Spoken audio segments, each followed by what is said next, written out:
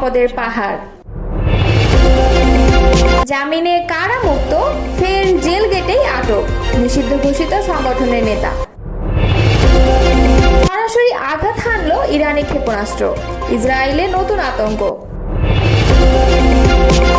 পারমাণবিক অস্ত্র অর্জন করতে পারবে না, একমত যুক্তরাজ্য এবং যুক্তরাষ্ট্র।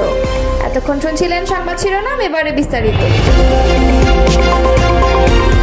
কোনো পারমাণবিক অস্ত্র তৈরি বা অর্জন করতে পারবে না বলে একমত হয়েছেন যুক্তরাজ্য ও যুক্তরাষ্ট্রের দুই পররাষ্ট্রমন্ত্রী।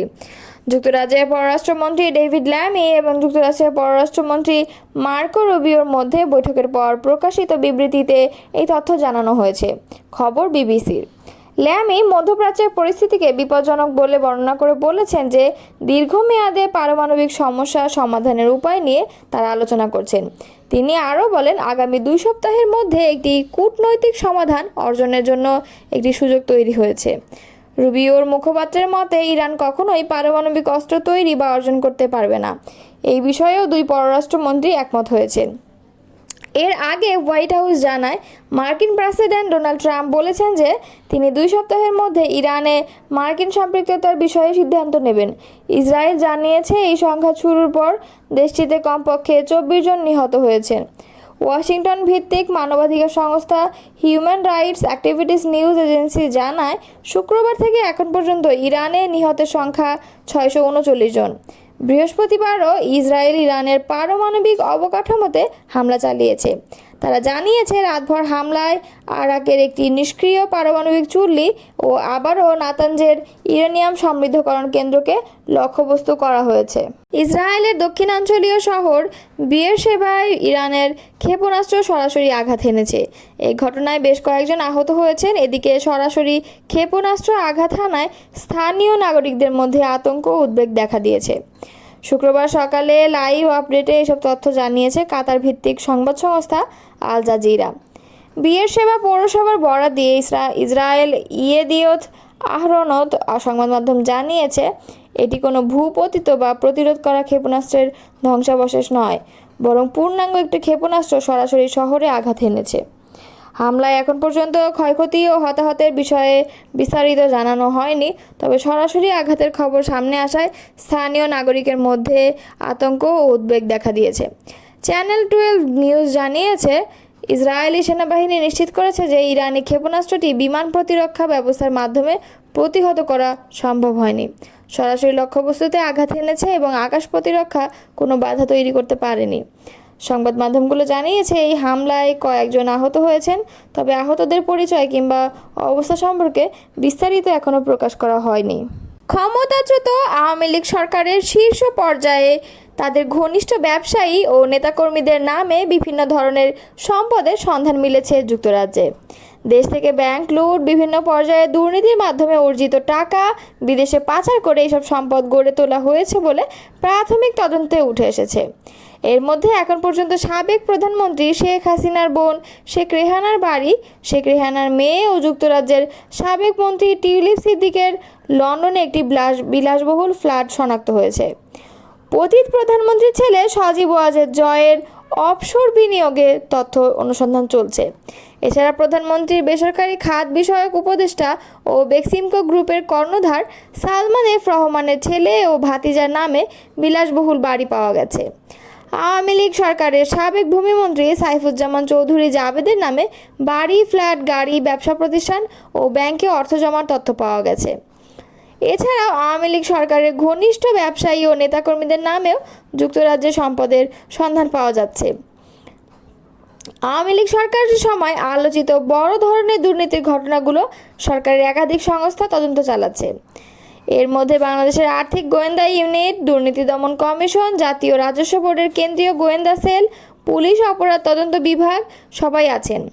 পাশাপাশি আন্তর্জাতিক একাধিক তদন্ত সংস্থারও সহায়তা নেওয়া হচ্ছে।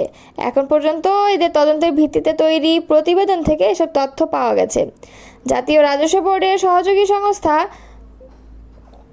কেন্দ্রীয় গোয়েন্দা সেল বা সিআইসি দেশ থেকে টাকা পাচারের ঘটনা ব্যাপকভাবে তদন্ত করছে।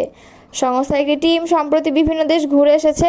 তারা সাইফুজ্জামান চৌধুরী এবং ওরিয়ন গ্রুপ ও আরও একটি গ্রুপের নামে যুক্তরাজ্য, যুক্তরাষ্ট্র ও সংযুক্ত আরব আমিরাতে থাকা সম্পত্তি ও ব্যবসায় বিনিয়োগ সুনির্দিষ্টভাবে চিহ্নিত করেছে। এছাড়া S Alam group, Summit group ও পতিত প্রধানমন্ত্রী শেখ হাসিনা ছেড়ে সজীব ওয়াজেদ জয়ের অফশোর বিনিয়োগের তথ্য অনুসন্ধান করছে। আলোচ্য গ্রুপের সম্পদের বেশ কিছু আলোকচিত্র তারা নিয়ে এসেছে। এখন পর্যন্ত বাংলাদেশের দেওয়া তথ্যের ভিত্তিতে 3 জনের সম্পদ জব্দ করা হয়েছে। এর মধ্যে সাবেক ভূমিমন্ত্রী রয়েছেন এবং তার 336টি বাড়ি বা ফ্ল্যাট এবং ব্যাংক হিসাবে 35 কোটি টাকা অর্থ জমা রয়েছে। এগুলোর কেনা দাম কম হলেও বর্তমান বাজার মূল্য 1025 কোটি টাকা। সালমান এফ রহমানের ছেলে শায়ান এফ রহমান ও তার ভাতিজা শাহরিয়ার রহমানের 2টি বিলাসবহুল বাড়ি জব্দ করা হয়েছে। এই দুটির মূল্য প্রায় 77 লাখ পাউন্ড বা বাংলাদেশি মুদ্রায় 1300 কোটি টাকার বেশি। আরও একটি ব্যবসায়ী গ্রুপের 2 জনের নামে যুক্তরাজ্যে সম্পদের তথ্য পাওয়া গেছে।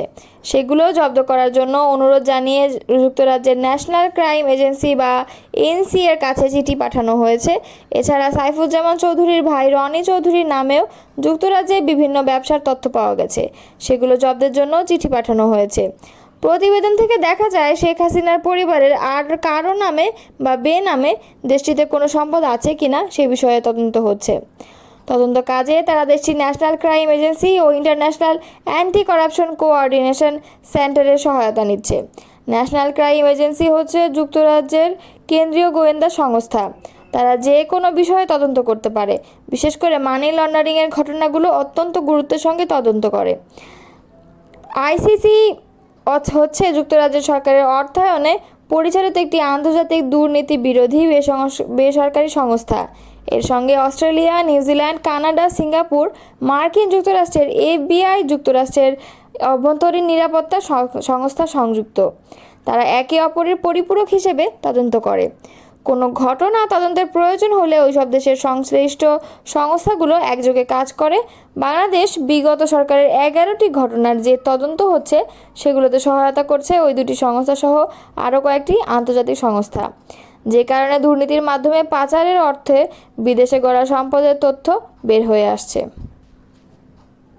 জামিনে কারামুক্ত হয়ে ফের জেল গেট থেকে আটক হয়েছে নিষিদ্ধ ঘোষিত সংগঠন ময়মনসিংহ মহানগর ছাত্রলীগের সভাপতি নওশেল আহমেদ অনি।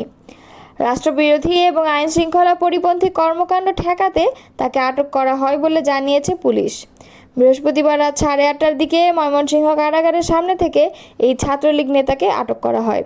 তার বিরুদ্ধে ডিসি বাংলো ভাঙচুর, শহীদ সাগর হত্যা মামলা, বিএনপি অফিস এবং দলটির নির্বাহী কমিটির সহ সাংগঠনিক সম্পাদক আবু ওয়াহাব আকন্দ ওয়াহিদের বাসা ভাঙচুরের মামলা রয়েছে। এর মধ্যে 3টি মামলায় নিম্ন আদালত এবং সর্বশেষ গত 25 মে উচ্চ আদালত থেকে অপর মামলায় জামিন লাভ করে। অনির বড় ভাই নওফেল আহমেদ অমি বলেন, সব মামলায় জামিন লাভের পর কারা ফটক থেকে অনিকে আটক করেছে পুলিশ। বর্তমানে তাকে কোতোয়ালি মডেল থানা হেফাজতে রাখা হয়েছে। কোতোয়ালি মডেল থানার ভারপ্রাপ্ত কর্মকর্তা মোহাম্মদ ফিরোজ হোসেন বলেন, রাষ্ট্রবিরোধী এবং আইন শৃঙ্খলা পরিপন্থী কর্মকাণ্ড ঠেকাতে নিষিদ্ধ ঘোষিত ছাত্রলীগ নেতাকে আটক করা হয়েছে। এ নিয়ে আইনগত ব্যবস্থা প্রক্রিয়াধীন। এর আগে গত বছরের 29 সেপ্টেম্বর পলাতক থাকা অবস্থায় ঢাকার মোহাম্মদ